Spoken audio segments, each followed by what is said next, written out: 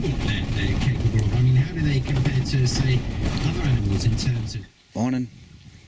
It's cold and windy. It's actually freezing. So the other week, we were over in a valley just over there, and now we're going to go into the opposite valley. It's almost as big, and just as I've pulled up, there's been something walking through the bush over there. It sounds like it's walking, or whatever it is, it's moving through the bush towards the car. So we'll just keep an eye on that. I'm probably going to be followed. But anyway, we'll head down the ridge, down here, and see what we can find. Well, there's one of the plot watchers. He's facing down there. I did get something last week peeking from a distance, but it was too far away to show, and it was only pixels, so hopefully we can get something passing through. Anyway, we'll keep going.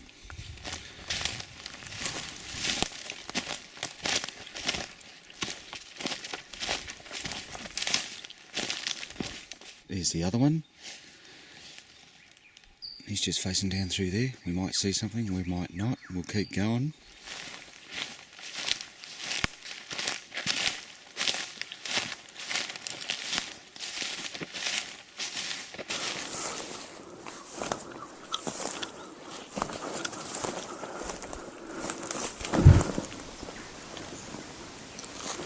Well, I think there's something here. Just off in this direction that you're looking at now. I just heard what sounded like a wood knock.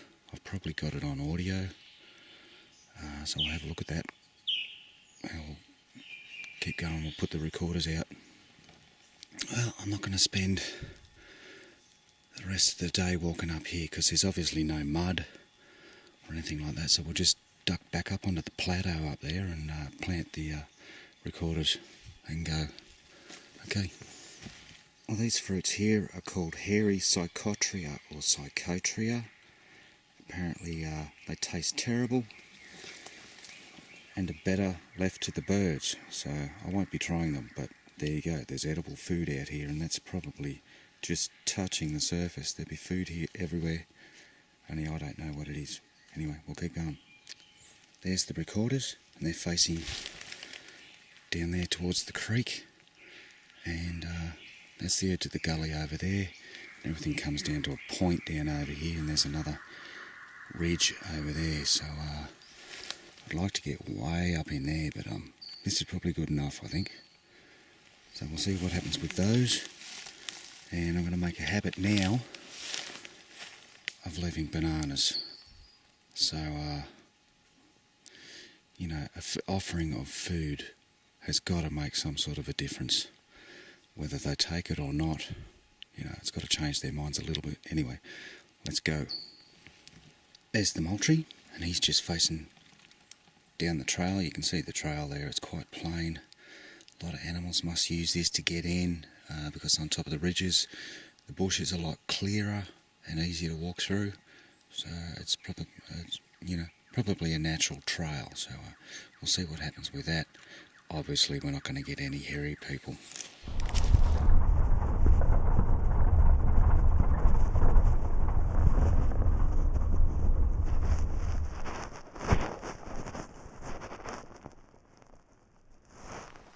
Well, there's the audio recorders, and they've been tampered with. And the only reason I realised is because there's dirt on top of it. You can see the dirt there, but there's the rock that was on top of it. So yeah, that's been moved. So we've had something screwing around, but they didn't take the bananas. So probably very cautious. They'll probably take them when I leave. Now we'll get it all home and have a look. Well, we got the lights again, and I've set up the bug catcher in the backyard here at home because I've spotted them here as well. So I'll keep it going every night till we get something, and we'll just see what happens with that. Now we've got lots of different stuff on the audio. The banging noise again, which sounds closer.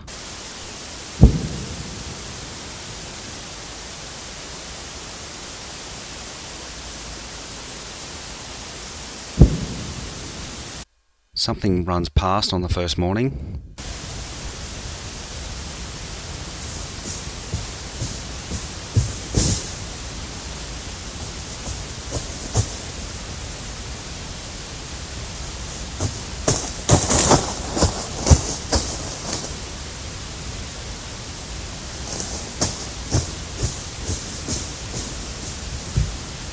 Now there was interference all week, mostly during the night, and there was a lot of different noises in the bush. But on day 4, something comes in close for a look.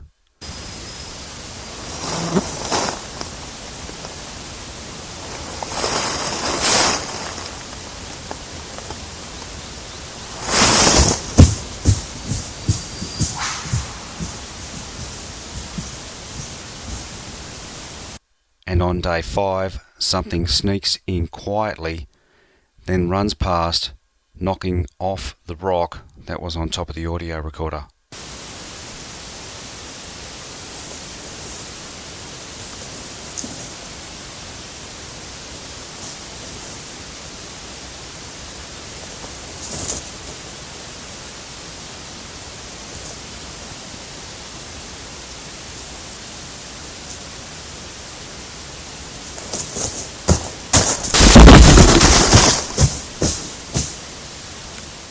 Now, I've got a problem with some of this audio. How can we tell it's not a wallaby or kangaroo?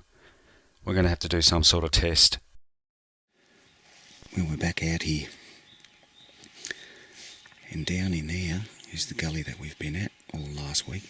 But we're on top of the ridge on the northern side. And we're right up the gully. So I've been putting the wrong eggs in the wrong basket, I think. So what I'm going to do is group the cameras. So there's one tied to the tree there, and he's looking down that way. I'm not going to say we're going to see anything, but I think it's probably best to have them together. And we've got another one up here. There's that one. And he's facing in the opposite direction. So I think we're increasing our odds by having them in the same spot anyway. We'll move on, we'll put the audio recorders somewhere else. Well, there's one of the audio recorders. Now, talking about putting all your eggs in one basket, I just can't see the sense in having both of these in the same spot doing the same job. It just doesn't make any sense. So we'll forget the VOR, the voice activation, because we only get another day out of it anyway, so it's probably better to have them separated. Now, we'll separate them by a couple of 100 metres, 200 or 300 metres, which should be enough to get separate results. Now this one here is facing down into the next gully, so it'll be interesting to see what we get from that one. Might hear some tree branches being broken, God knows what we'll hear. We might hear nothing. Anyway, well, we'll put the other one out. There's the mole tree, and he's just facing across the fire trail. So not directly up it, but across it, so yeah, let's see what happens with that. Well, there's the other one.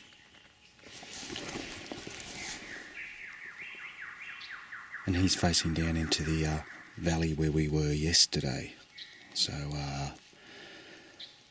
yeah, it's pretty wild down in there. I'd love to walk down into there, but it's too exhausting. It's just way too exhausting.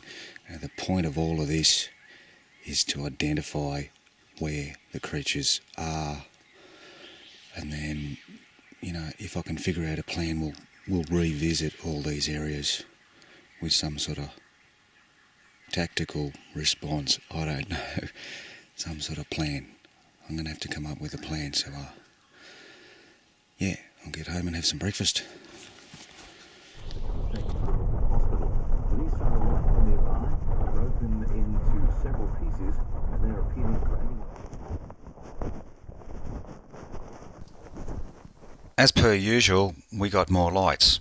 Now, I've been talking with a professional wildlife expert, and I don't say that lightly. He is an expert and he really knows his stuff, but we won't mention his name. Now, after 6 months of capturing these lights, we've both come to the conclusion that these lights are not fireflies. Now, that's from an expert. So officially, the lights are a mystery, and I'll be making an illuminated moth trap so we can hopefully catch whatever these things are, because the bug trap in the backyard isn't catching anything. Now, we've got some pretty cool audio, and there's no point in showing you the obscure stuff, so we'll get straight into the good stuff. We captured an unusual vocalization. Again, I've passed this audio on to the professional wildlife expert, and his response to the vocalization was unidentifiable. And you know what that means. We've collected what appears to be another yowie vocalization. Now, what happens is the creature comes out of the northern valley. He sees or smells the audio recorder and vocalizes, and then stomps. He then moves over the ridge, and it sounds like he's still cursing. Here it is.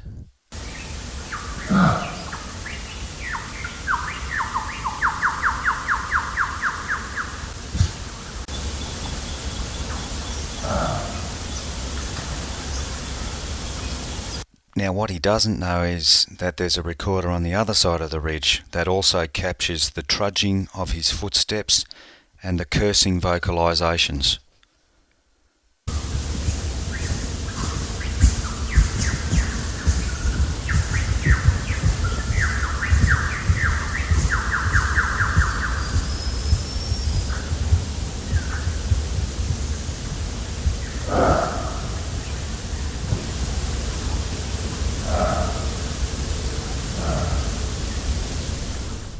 I've got to say, I feel like I'm invading their privacy, and you can hear the disappointment in his voice. I'm not sure how we can collect this sort of stuff without upsetting them.